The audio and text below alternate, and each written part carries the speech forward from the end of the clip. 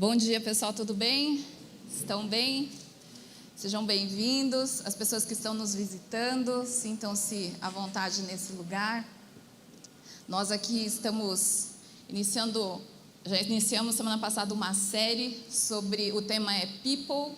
Para quem não sabe alemão, tô brincando, não sabe inglês, porque elas não sabem nada, né? Quem não sabe inglês, People significa pessoas. E a gente faz tanta coisa, né?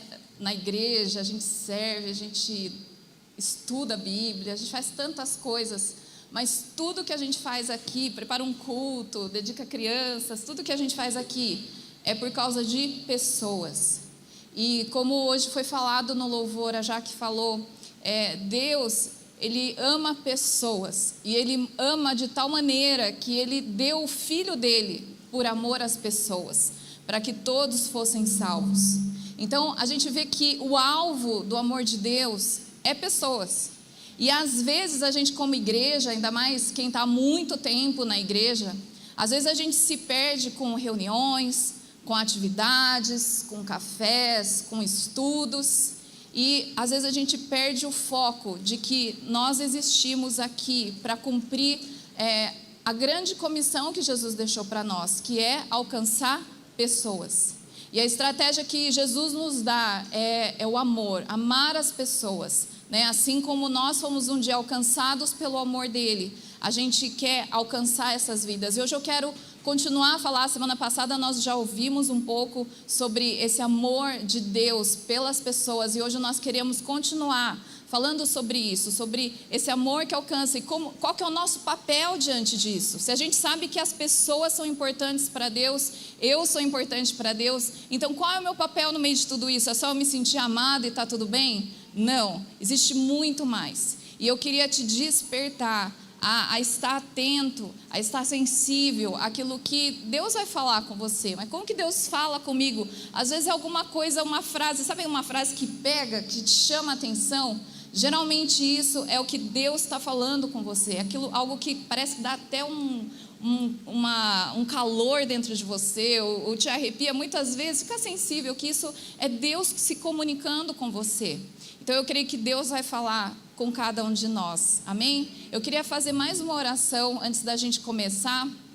Espírito Santo, nós te convidamos para ser muito livre aqui nessa manhã. Seja livre, Espírito Santo. Nós sabemos que o Senhor já estava aqui antes da gente chegar, e assim como já temos sentido a presença de Deus Pai tão amoroso, de Jesus, nosso amigo, agora nós queremos, Espírito Santo, que o Senhor intensifique tua presença aqui, e que a gente possa sentir o Senhor nessa atmosfera, que a gente possa sentir o teu abraço, o Senhor nos envolvendo, o Senhor falando conosco. Espírito Santo, seja livre aqui, que o Senhor dirija cada palavra, que o Senhor dirija tudo que vai acontecer nesse momento. Nós te damos liberdade para cumprir aquilo que o Senhor planejou para nós, em nome de Jesus, amém.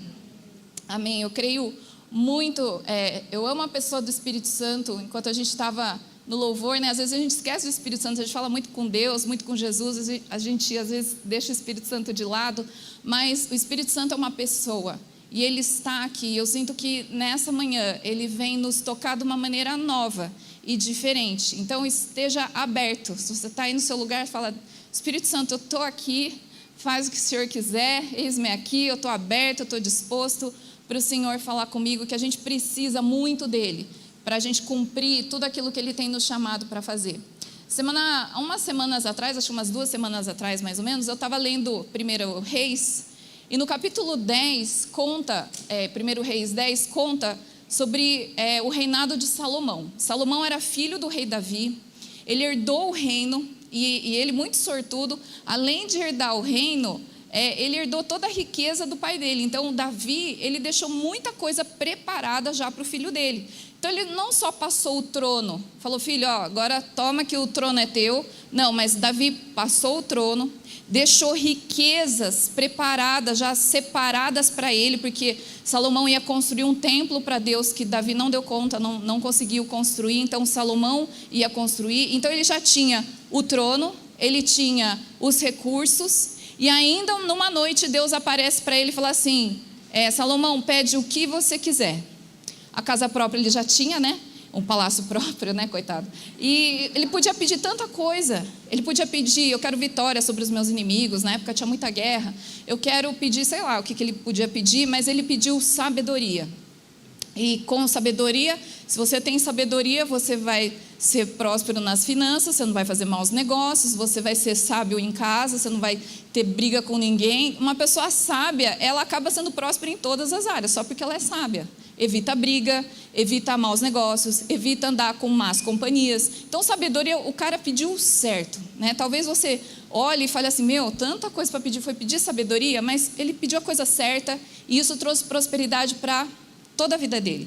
E aí um dia, uma rainha era a rainha de Sabá, Sabá era uma região próxima, ela foi com toda a sua comitiva, porque a fama de Salomão chegou em tudo quanto é lugar, e ela quis saber, ela falou assim, olha, eu quero ver de perto, que não é possível que exista alguém mais inteligente que eu, ou mais rico que eu. E ela chegou lá com toda a comitiva, chegou com muitos presentes, muito ouro, muita prata, muito tesouro que ela trouxe. Diz a Bíblia que era para presentear Salomão, mas eu acho que também ela queria se exibir. Então ela já chegou chegando, né? Ela chegou chegando e Salomão começou a mostrar o reino, tudo que ele tinha para ela. Serviu um banquete para ela e no fim ela termina e ela fala assim, olha, tudo que me falaram não chega aos pés do que eu estou vendo aqui. Você é muito mais inteligente do que eu imaginava. Ela levou lá perguntas difíceis e ele respondeu todas com a maior facilidade. Toda a riqueza que falaram que Salomão tinha era muito pouco comparado com o que a rainha de Sabá viu lá.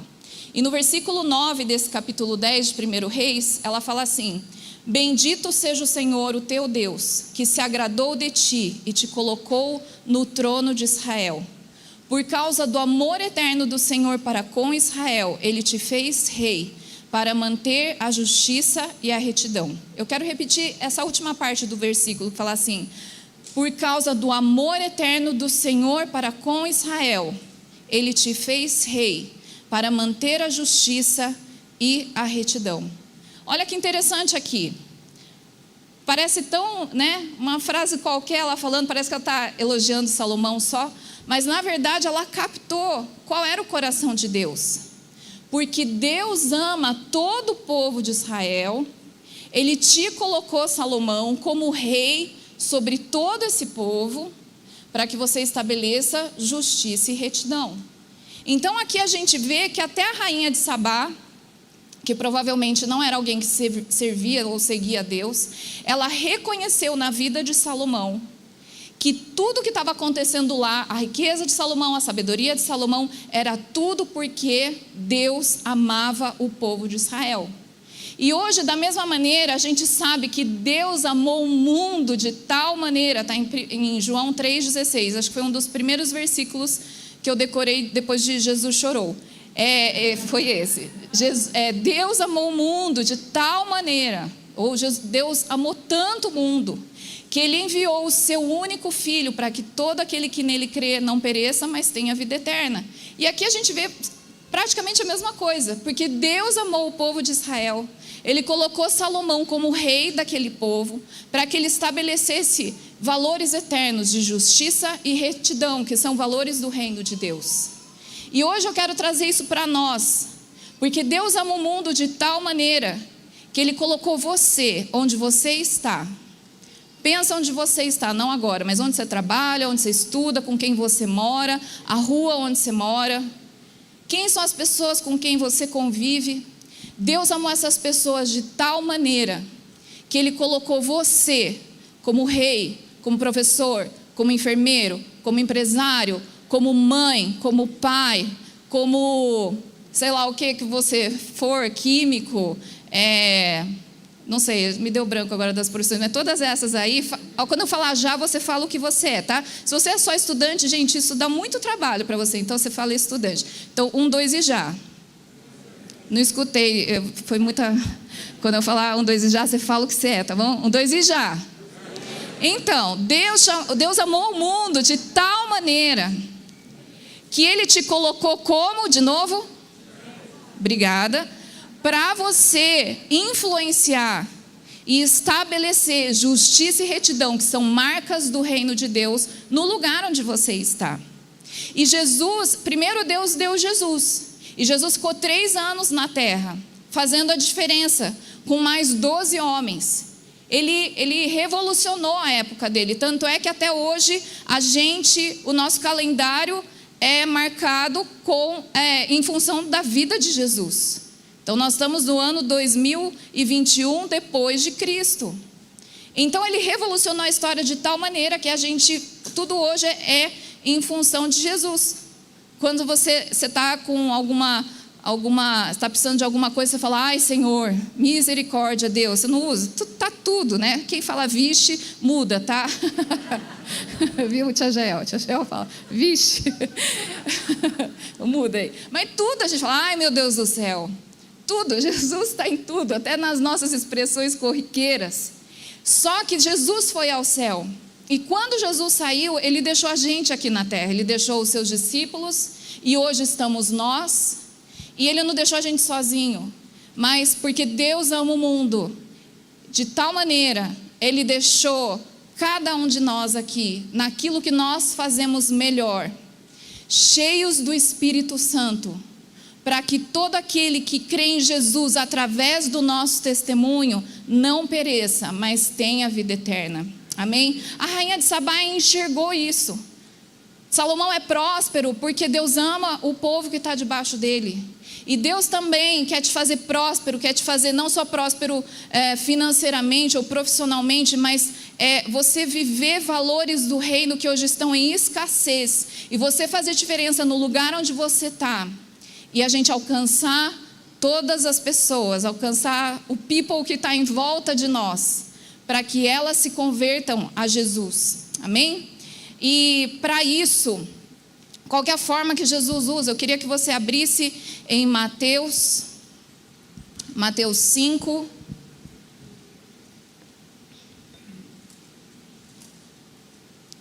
Versículos 14 a 16. Mateus 5, 14 e 16.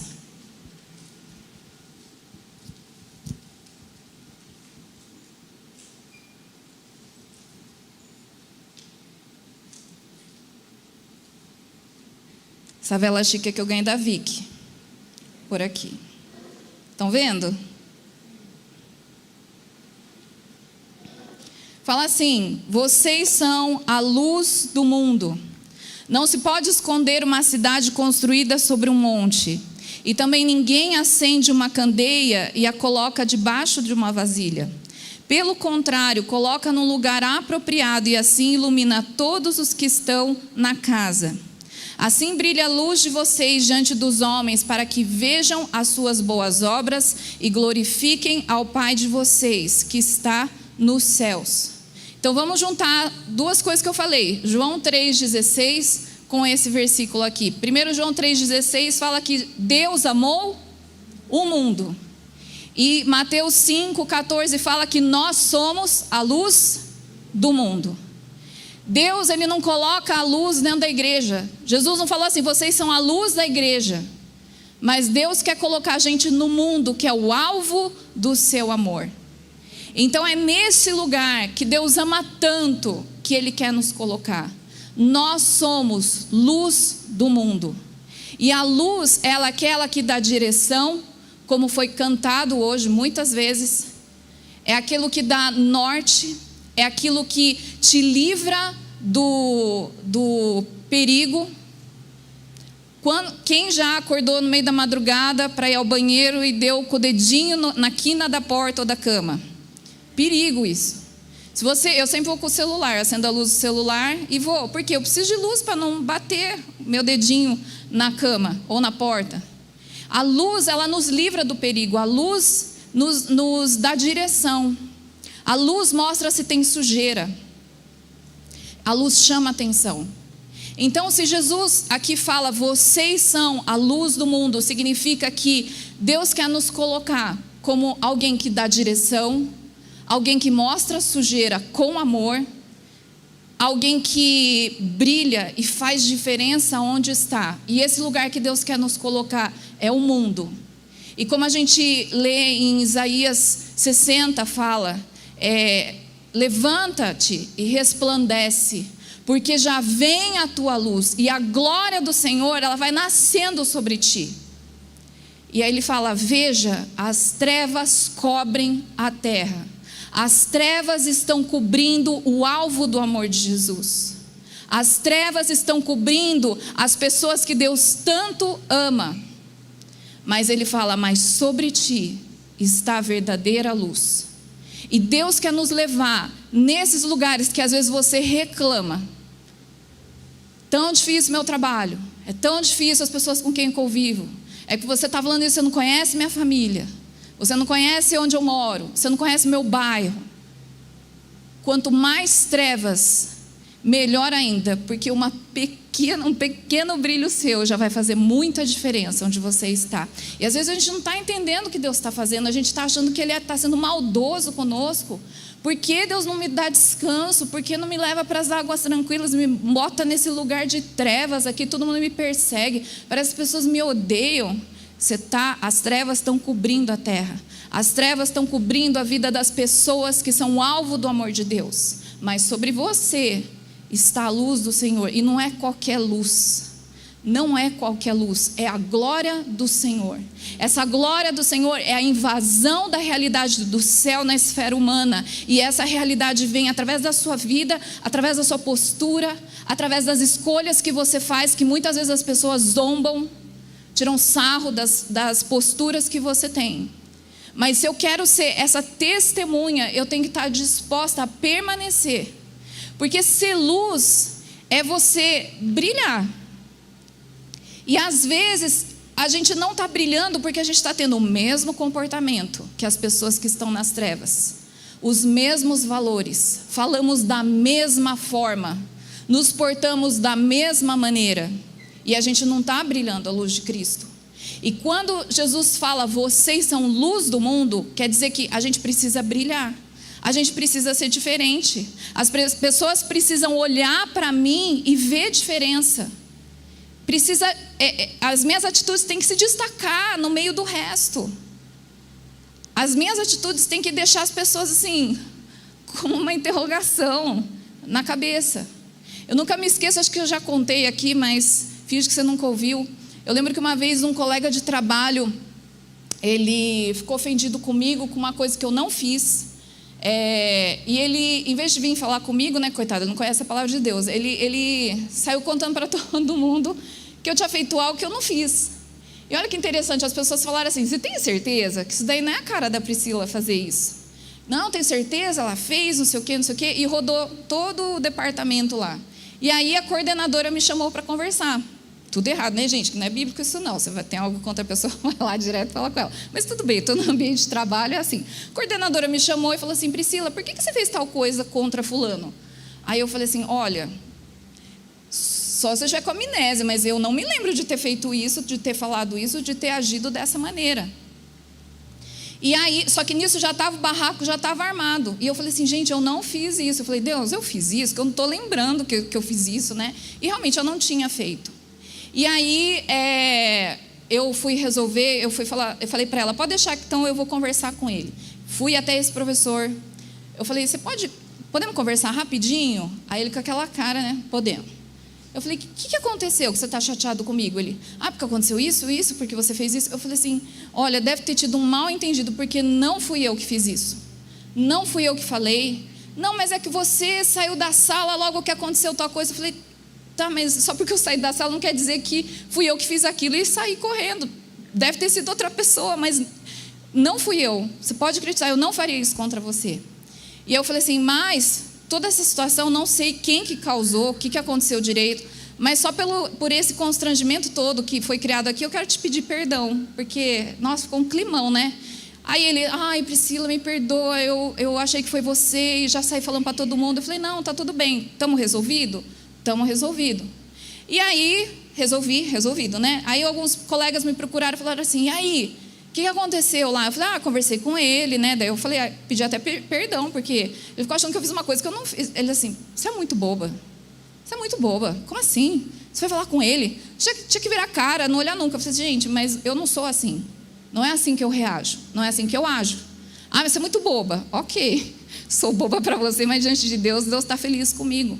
E isso é ser luz. É muitas vezes a gente deixar as pessoas com uma pulga atrás da orelha. A pessoa estranhar. Às vezes a pessoa zombar das suas atitudes. Mas se a minha atitude não diferencia de alguém que está nas trevas, que está perdido, eu não posso ser influência. Como que eu vou fazer diferença se eu sou igual?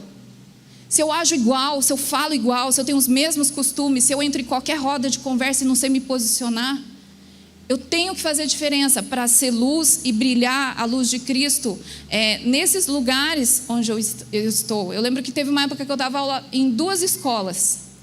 E uma era de princípios cristãos e a outra não era.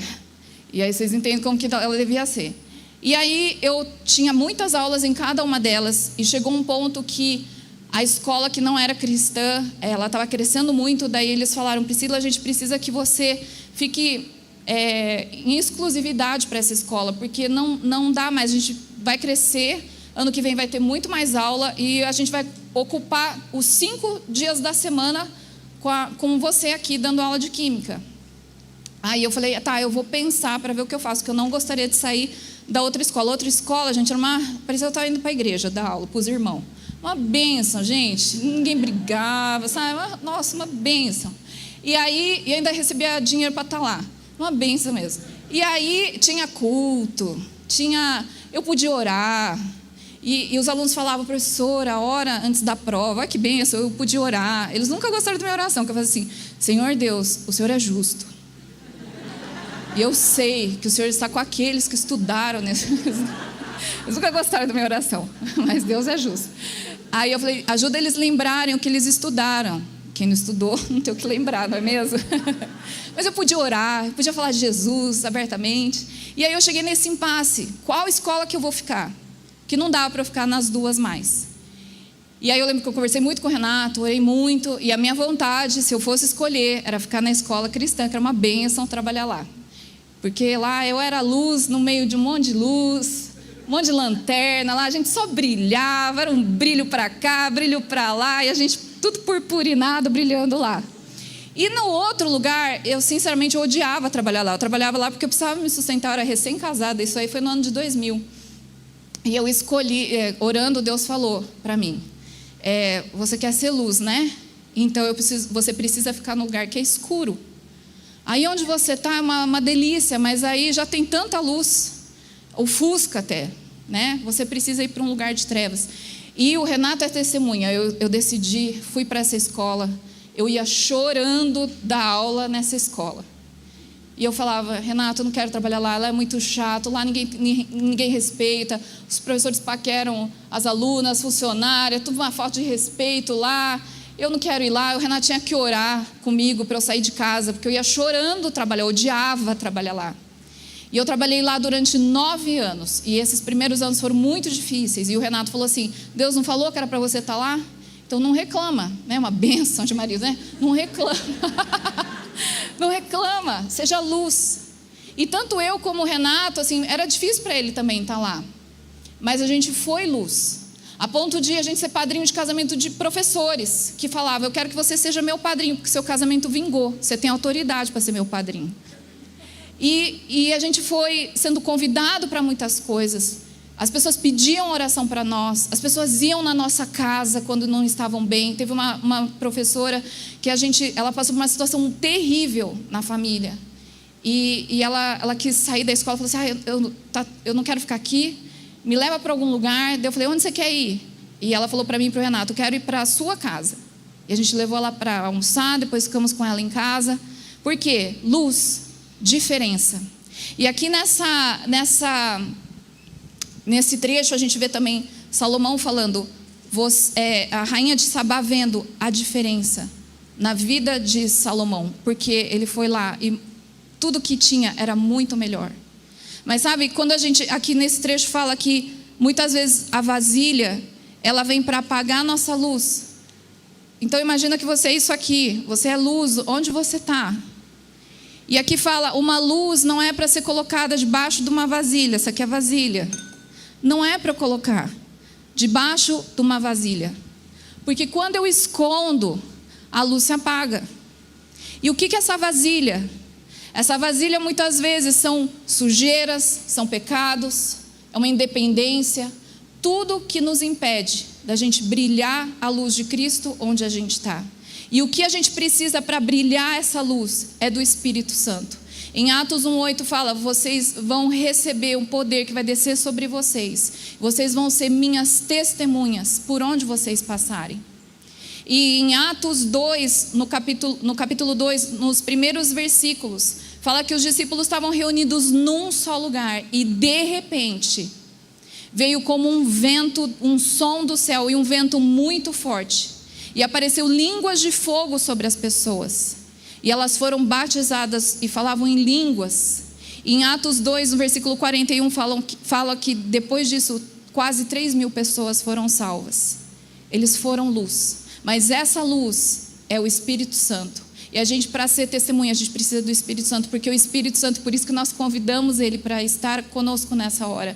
Porque é o Espírito Santo que vai sondar nosso coração e vai falar áreas que a gente precisa confessar para Deus, para a gente melhorar, pecados que precisam ser abandonados, coisas que a gente não está deixando a luz da palavra me dar direção e eu estou tomando os meus próprios passos, porque eu acho que eu quero estar no controle, em vez de dar o controle todo para o Senhor me dirigir. Eu não posso deixar apagar a minha chama. E hoje o Espírito Santo ele vem para reacender. E o que eu queria destacar nesse versículo de Atos 2, de 1 a 4, é essa expressão, de repente. Sabe que segunda-feira amanhã tem um de repente de Deus para acontecer na sua vida, que vai mudar drasticamente seu dia, e você vai ser luz onde você está. E a minha oração que eu sempre faço, né? Eu falo para vocês, acordo de manhã, eu falo, Deus não me deixa de fora do que o Senhor tem para fazer hoje. Eu quero te desafiar a fazer essa oração e falar assim, Deus, Espírito Santo, vem de repente na minha segunda-feira e muda tudo. Vem de repente, eu quero esses de repente. Sabe o que é esse de repente? É uma intervenção divina no seu dia. É uma intervenção no seu dia que você já planejou por completo. Focado no seu trabalho e não focando nas pessoas que Jesus quer atingir através da luz de Cristo brilhando em você.